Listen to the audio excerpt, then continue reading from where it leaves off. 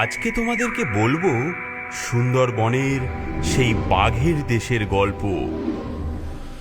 ঘন জঙ্গল, যেখানে সুন্দরী গড়ান আর হেতাল গাছের সারি এমনভাবে জড়িয়ে থাকে যে দিনের বেলাতেও সূর্যের আলো মাটিতে পৌঁছাতে ভয় পায়। গল্পটি দুটি ভাইকে নিয়ে, হাবলু আর গাবলু। ওরা বেরিয়েছিল মধু সংগ্রহ করতে, কিন্তু গাবলুর মাথায় ঘুরছিল অন্য মতলব। দাদা, আর কতক্ষণ এই নোনা জল ঘাটবো?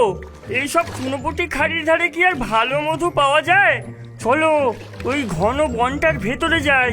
শুনেছিলাম ওখানকার পদ্ম ফুলের মধু খেলে নাকি 3 দিন ঢেকুর ওঠে। চুপ কর গাবলু, তোর কি প্রাণের ভয় ডর নেই? দেখছিস না বেলা পড়ে আসছে। এখনই বন বিবির নাম নিয়ে আমাদের ঘরে ফেরা উচিত। লোকে বলে এই হেতাল বনে নাকি ঝুমড়ি ডাইনি থাকে। আমার পেটে ছুঁচোয় ডন মারছে। চলো না ওই দ্বীপটায় নেমে দেখি, যদি দুটো মোটা সোটা কাঁকড়া পাই, ঝাল ঝাল করে রাঁধলে যা লাগবে না। হ্যাঁ, কাঁকড়া? তোর মাথায় এখন কাঁকড়া ঘুরছে? যদি ডাইনিটা এসে আমাদেরকেই কাঁকড়ার মতন করে চিবিয়ে খায়, ওরে বাবা রে। দ্বীপে নামতেই দুজনের চোখ চড়ক গাছ।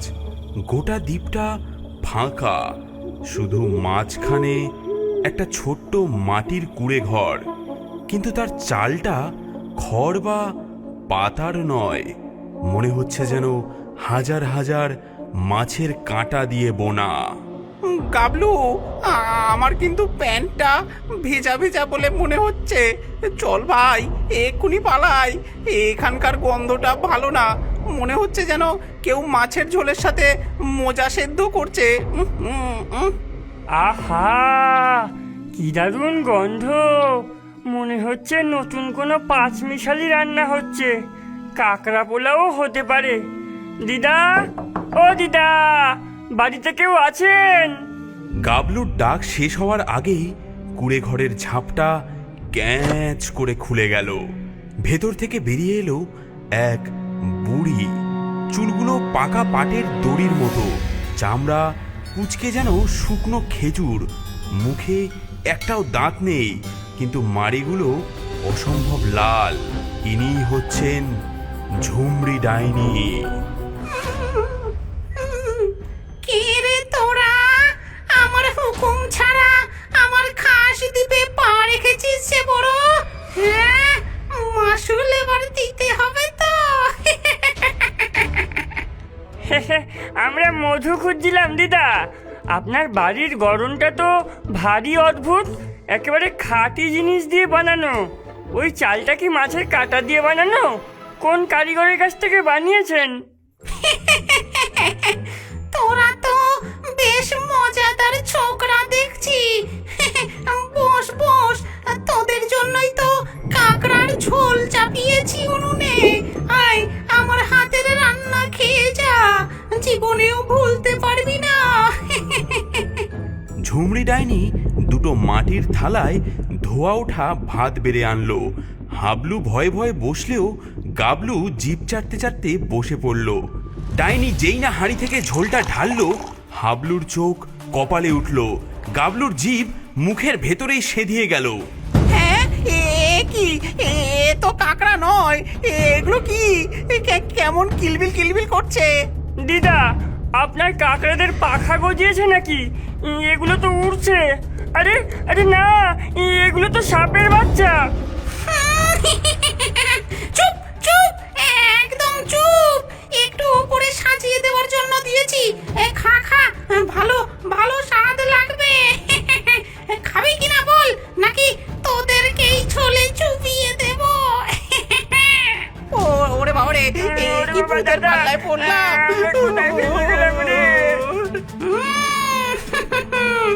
তবে তোদেরকে ছাড়তে পারি একটা শর্তে।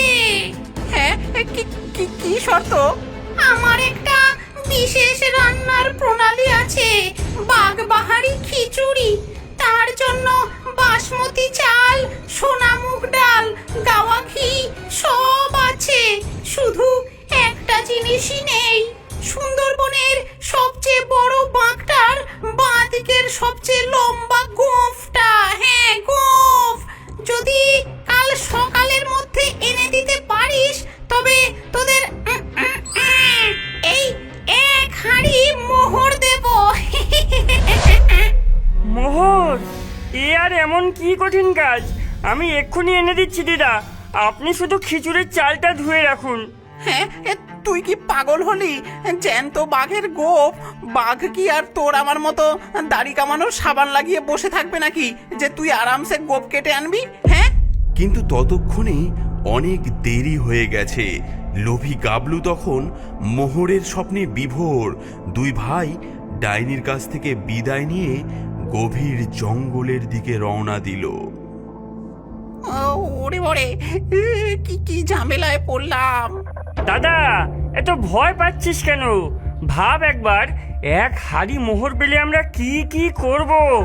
প্রথমে একটা বড় মিষ্টির দোকান খুলবো, তারপর রোজ 1 কেজি করে রসগোল্লাও খাবো। হালু, ওরে ওরে, ওটা কি? দাদা পেয়ে গেছি, বাঘটা ওই ঝোপের মধ্যেই আছে। চলো চলো, আমাদের গোফ অভিযান শুরু করা যাক। দাঁড়া দাঁড়া গাবলু, এত সহজ নয়। আমার ষষ্ঠ ইন্দ্রিয় বলছে কিছু একটা গোলমাল আছে এখানে। বাঘ থাকলে তো হরিণ শেয়াল সবাই দৌড় লাগাতো, এখানে তো একটা টিকটিকিও নড়ছে না। ওরা পা টিপে টিপে ঝোপটার দিকে এগোতে লাগলো। আবার একটা ডাক শোনা গেল, কিন্তু এবার ডাকটা কেমন যেন একটু ফ্যাঁস ফ্যাঁসে শোনালো, যেন কারো ঠান্ডা লেগেছে আর সে খুব কষ্ট করে গলা মোটা করে বাঘের নকল করছে। হালু, ঝোপের আড়ালে ওরা দেখলো একটা রোগা তালপাতার সেপাইয়ের মতো ভূত উবু হয়ে বসে দুই হাতে চোঙা বানিয়ে বাঘের ডাক প্র্যাকটিস করছে। সে এতটাই মগ্ন ছিল যে ওদের দেখতেই পায়নি। দেখ, গলাটা একদম বসে গেছে। হালুম, না হচ্ছে না, ডাইনিমা শুনলে আজকেও বকবে। এ কি, আপনি কে মশাই? এখানে বসে বাঘের মতো এমন বেসুরো গান গাইছেন কেন? দূর, তোরা দেখে ফেললি, আমি ফটিক, মানে ফটিক বেগো। আরে বাবা, তালিম না করলে কি আর কাজে ধার থাকে? আমি হলাম এখানকার ভয় দেখানোর কারিগর। বেগো ভূত, মানে আপনাকে বাঘে, কিন্তু আপনি এখানে কি করছেন?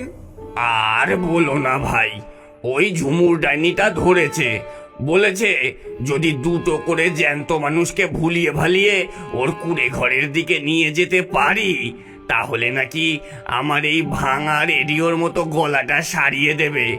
তাই তো এখানে বসে বাঘের ডাক অভ্যাস করছিলাম, কিন্তু হচ্ছেই না।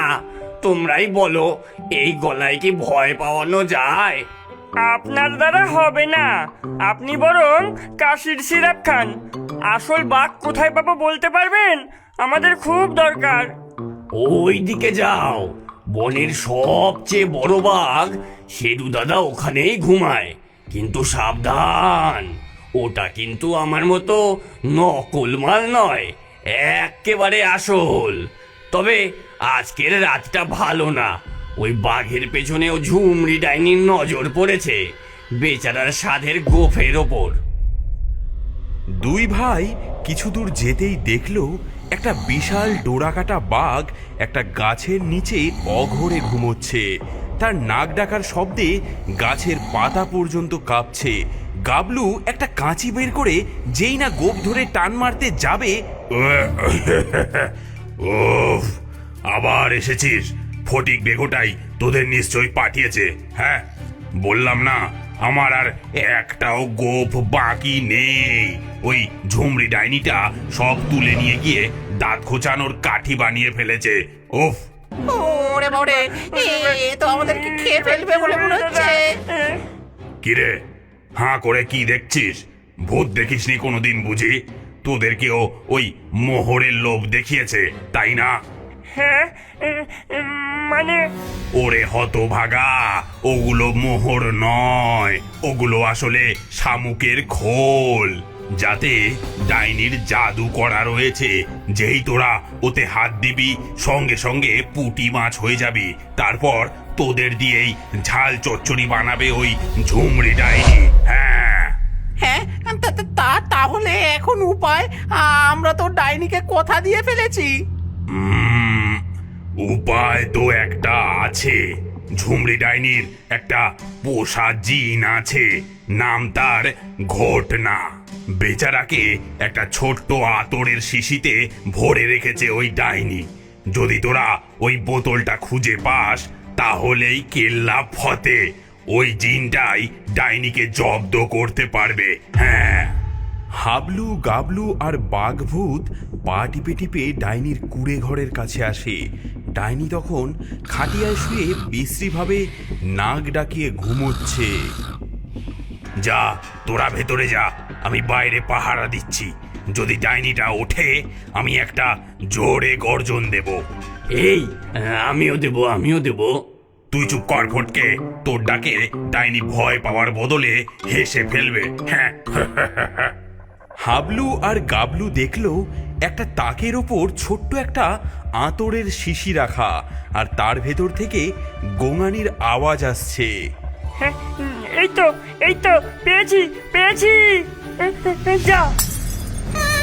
কে কে কে রে? চোর চোর, আমার ঘোরটাকে নিয়ে যাবি? দাঁড়া দাঁড়া, তোদের দেখাচ্ছি মজা। ডাইনি তার ঝাঁটাটা নিয়ে তেড়ে আসতেই ঘটলো আরেক কাণ্ড। ভাঙা বোতল থেকে ধোয়ার কুণ্ডলি পাকিয়ে বেরিয়ে এলো এক তাল ঠেঙা জিন। উফ, কতদিন পর মুক্ত হলাম। মালিক, আপনি আমাকে মুক্ত করেছেন। বলুন, আপনার জন্য আমি কি করতে পারি? 3টে বর চাইতে পারেন, তবে প্রথমটা বিনামূল্যেই দেব। সবাই অবাক। জিনটা এখন আর ডাইনির গোলাম নেই, সে এখন গাবলুকে তার মালিক বলছে। আমি আসলে এই জঙ্গলের মোড়ে ঘটনা মিষ্টান্ন ভাণ্ডারের মালিক ছিলাম। আমার রসগোল্লার খুব নাম ডাকছিল। ওই ডাইনি একদিন আমার সব রসগোল্লা খেয়ে নিয়ে পয়সা না দিয়ে আমাকে জাদু করে এই বোতলে ভরে রেখেছিল। সে বলেছিল যে বোতলটা ভাঙবে আমি তারই গোলাম হয়ে যাব। ঘটনা, আমার প্রথম ইচ্ছে হলো এই খিটখিটে ডাইনিকে 100 বছরের জন্য ঘুম পাড়িয়ে দাও, যাতে ও আর কারো দোকানের মিষ্টি বাকি করে না খেতে পারে। ঘটনা একটা জোরে ফু দিল, আর ডাইনি গভীর ঘুমে অচেতন হয়ে গেল। আর আমার দ্বিতীয় ইচ্ছা, আমাদের জন্য এক্ষুনি 1 হাঁড়ি গরম গরম ধোয়া ওঠা রসে টই টুম্বুর রসগোল্লা এনে দাও। সঙ্গে সঙ্গে সামনে 1 হাঁড়ি গরম রসগোল্লা হাজির। সেদিন রাতে সুন্দরবনের ইতিহাসে এক নতুন অধ্যায়ের সূচনা হলো। হাবলু, গাবলু, আরামপ্রিয় বাঘভূত, বেসুরো গায়ক ফটিক বেঘো আর মিষ্টিওয়ালা জিন ঘটনা মিলে পেট পুড়ে রসগোল্লা খেলো। আহ, শান্তি কি! আহা, ফটকে, দেখলি তো আমরা ভূতেরা একজোট হলে ডাইনিও হেরে যায়। হ্যাঁ দাদা, তবে বাঘের ডাকের তালিমটা এখন তোমার কাছেই নিতে হবে। পরদিন সকালে ঘটনা তার জাদুর কার্পেটে করে হাবলু আর গাবলুকে গ্রামের ঘাটে পৌঁছে দিয়ে গেল। তাদের হাতে ছিল আরো 1 হাঁড়ি রসগোল্লা।